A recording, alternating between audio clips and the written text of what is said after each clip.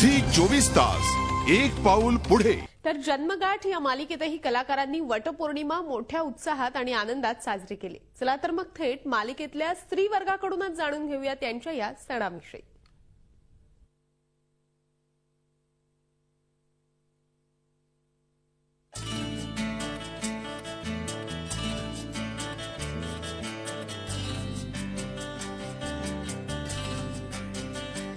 नमस्कार, मी धनश्री काडगावकर। जन्मगाठ या मालिकेतली रुचा पाठक। सातही जन्म तोच पती मिळावा म्हणून आपण एक व्रत करतो, ते म्हणजे वटपौर्णिमेचं व्रत। आणि महाराष्ट्रातल्या सगळ्याच बायकांचं खरं तर तो आवडता सण आहे। आज आम्ही आमच्या सिरियलमध्ये सुद्धा तेच शूटिंग करतोय, वटपौर्णिमेचं। माझ्याबरोबर माझी आई, माझी वहिनी, माझी ताई असे सगळेच जण आहेत। आपण त्यांना विचारूयात ते त्यांची वटपौर्णिमा कशी साजरी करतायत ते। आई, मला सांग, तू आज काय ठरवलंयस, कशी वटपौर्णिमा साजरी करणार आहेस, किंवा काय वाटतं तुला? आता दरवर्षाप्रमाणे आता आम्ही जसं वटपौर्णिमा साजरी करतो तशीच करणार। आता झाले 25 वर्ष झाली आम्ही वटपौर्णिमा साजरी करतोय। तर आता सगळ्या स्त्रियांचं असंच असतं ना की जन्मजन्मी आपल्याला हाच पती लाभावा, आणि सत्यवान सावित्रीबद्दल आम्ही सगळं ऐकलेलं। तर शास्त्रशुद्ध पद्धतीनं आम्ही करतो वटपौर्णिमा साजरी। शास्त्रशुद्ध पद्धतीने वटपौर्णिमा साजरी केली जाते। आपण विचारूयात माझ्या ताईला, तिला काय वाटतं ते। मी खूपच प्रामाणिक, सरळ मार्गी अशी मोठी बहीण आहे तुझी। तर आणि माझा नवरा पण अगदी त्याप्रमाणेच आहे।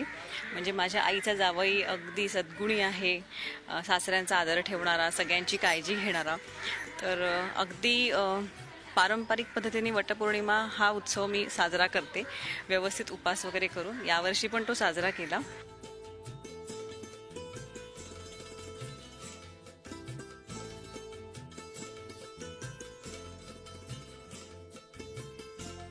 असं आहे ना, आमचा कौशिक आहे की नाही, तो नेहमी बिझनेसमध्ये फ्लॉप जातो, पैसे फुकट घालवतो, पण तरी सुद्धा आम्ही त्याच्यासाठी वटपौर्णिमा साजरी करते। सातो जन्मी तोच पती मिळावा हा 7वा जन्म आहे, त्याच्यामुळे टेन्शन नाहीये मला। हो, खरं सगळं।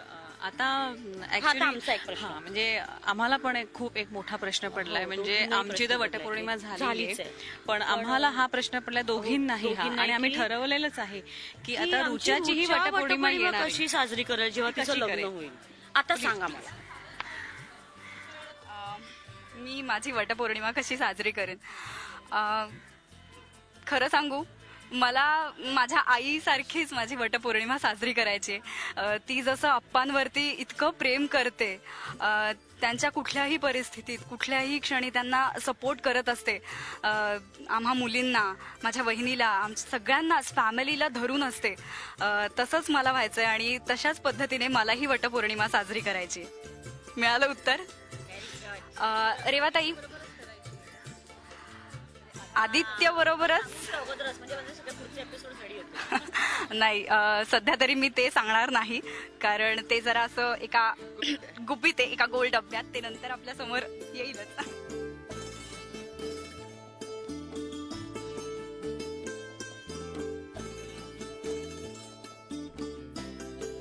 रेवाताई, मला तुला असं विचारायचंय की तुमचा सध्या प्रॉब्लेम चालू आहे घराचा, आणि तू इथे येऊन राहतेस। खरं तर हे तुझंच घर आहे, ऑफकोर्स तुला इथे राहण्याचा हक्क आहे, पण तुझी वहिनी जी तुझ्या शेजारी उभी आहे, तिला थोडेसे प्रॉब्लेम्स आहेत तू इथे राहण्यामुळे। तुझा नवरा रोज तुझ्याशी बोलायला नसतो, तुझं बाळ आहे घरी, तर ह्या सगळ्या परिस्थितीतून जातीयस तू। तुला काय वाटतं एक्झॅक्टली?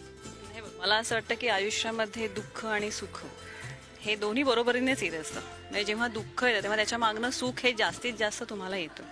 बरं, राहिला प्रश्न मी इथे राहण्याचा, तर हे काही दिवसच आहेत। आज वटसावित्री, म्हणजे जसं सावित्रीने रक्षण केलं तिच्या पतीच्या ह्याचं प्राणाचं, त्याप्रमाणे तिचा जो विश्वास होता तसा माझाही माझ्या नवऱ्यावर विश्वास आहे की मला पूर्ण खात्री आहे की ह्या सर्व प्रॉब्लेम्समधनं तो सोल्युशन काढेल। आणि प्रश्न राहिला घरातल्या माणसांचा, तर त्यांच्यावरती पण ज्याप्रमाणे परिस्थिती आहे, त्यांनाही काही भीती वाटते आहे की बाबा त्यांना इनसेक्युरिटी वाटते आहे। तर ह्या सगळ्या गोष्टी, जशी परिस्थिती माझी बदलेल त्याप्रमाणे त्यांच्या स्वभावामध्ये पण बदल घडून येईल। आणि मला माझ्या नवऱ्यावरती खूप विश्वास आहे आणि स्वतःवरती खूप विश्वास आहे, त्यामुळे आम्ही दोघं खूप छान या सगळ्या परिस्थितीला सामोरं जाऊ। क्या बात आहे, म्हणजे तो एक पॉझिटिव्हनेस घेऊन ती ह्या सणाकडे बघते। आई, मला तुला असं विचारायचंय की आता जसं रेवाताई म्हणाली की तिचा हा प्रॉब्लेम सुरू आहे किंवा मनीषा वहिनी आपल्या घरात जे काही म्हणजे तिचे जे काही कारस्थानं चालू असतात आपल्याला ही माहिती असतात, तर काय वाटतं तुला, म्हणजे कसं तू हे सगळं हँडल करतेस एवढ्या प्रेमाने, एवढं शांत राहून? कारण रुचा अशी म्हणजे मी अशी मुलगी आहे की माझ्यामध्ये तितका पेशन्स नाहीये, मी त्या व्यक्तीला समोर बोलील की बाबा तू असं वागू नकोस, पण तू हे इतकं शांतपणे कसं काय हँडल करू शकतेस? खरंच आश्चर्य वाटतं. प्लीज आम्हाला सांग ना जरा. काही नसतं ग रे. कसं असतं माहितीये का रुचा, एकदा लग्न झालं, लग्न झाल्यानंतर आई झाली की सगळं आपोआप समजतं, सगळं आपोआप कळतं. तू जेव्हा लग्न होईल तुझं, तू आई होशील तेव्हा सगळं तुला कळेल आणि त्यावेळेला तुला मी आता कशी वागते ते त्यावेळेला तुला समजेल.